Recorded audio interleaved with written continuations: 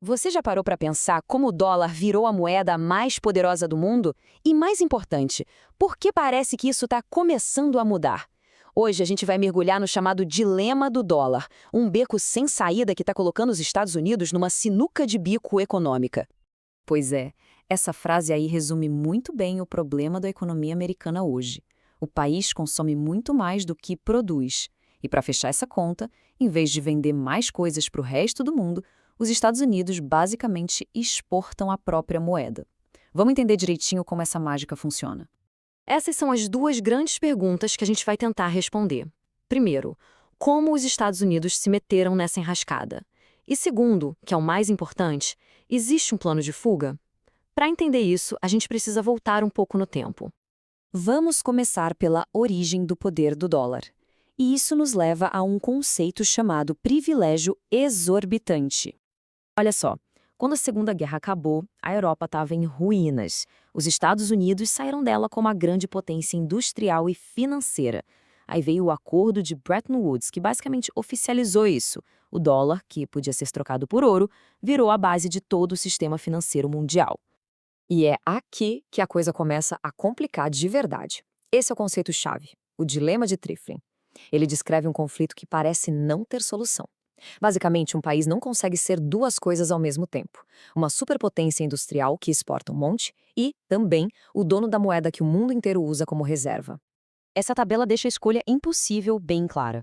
Para ser uma potência industrial, o país precisa de uma moeda mais fraca para deixar seus produtos baratos lá fora e vender muito. O resultado é que ele exporta mais do que importa. Agora, para ter a moeda de reserva do mundo, essa moeda precisa ser forte e passar confiança. O que acontece? Fica muito barato importar tudo e a indústria local acaba perdendo espaço. E a escolha foi feita. Os Estados Unidos foram pelo caminho do privilégio exorbitante. Em vez de exportar produtos, eles passaram a exportar dólares. Isso permitiu que o país consumisse muito, mas muito mais do que produzia, pagando tudo com a própria moeda. Só que essa escolha teve uma consequência. E ela demorou, mas chegou. E essa consequência foi o crescimento absurdo da dívida, que virou uma verdadeira bomba relógio. E é isso que a gente vai ver agora, na nossa segunda sessão. O historiador Neil Ferguson criou um tipo de termômetro para medir a saúde financeira das grandes potências. Segundo ele, quando um país começa a gastar mais dinheiro pagando os juros da própria dívida do que com seu exército e sua defesa, bom, isso pode ser um sinal de que as coisas não vão bem. E alguns eventos recentes aceleraram tudo isso. Em 2022, os Estados Unidos congelaram as reservas da Rússia, mostrando para o mundo que o dólar podia ser usado como arma. A China, que é um dos maiores credores dos Estados Unidos, viu isso e começou a vender seus títulos americanos. E o resultado? Em maio de 2024, o tal gatilho da lei de Ferguson foi acionado. Esse gráfico aqui mostra exatamente esse momento. Pela primeira vez, em maio de 2024, o governo americano gastou mais com os juros da dívida do que com defesa. Aquele ponto de virada que o Ferguson falou virou realidade.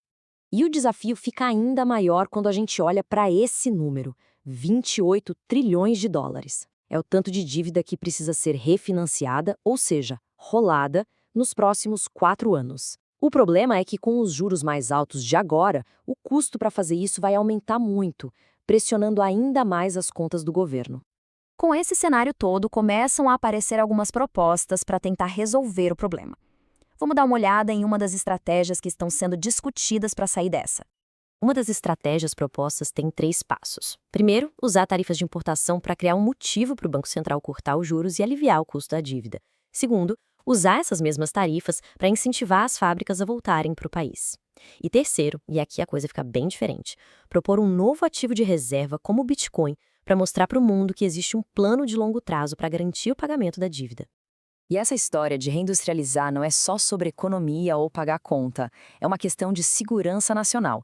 O país percebeu que depender de nações rivais para ter produtos essenciais como semicondutores e até munição é uma vulnerabilidade estratégica que eles não podem mais aceitar. Tudo isso nos leva a uma questão fundamental. E se esse plano falhar? O que acontece se a confiança no dólar continuar caindo? Hoje em dia, a gente vê 2 alternativas principais surgindo. De um lado, a moeda de uma potência rival, como a China. Do outro, uma moeda digital descentralizada que não é controlada por nenhum país, como o Bitcoin. O futuro do sistema financeiro vai depender muito de qual desses 2 caminhos vai ganhar mais força.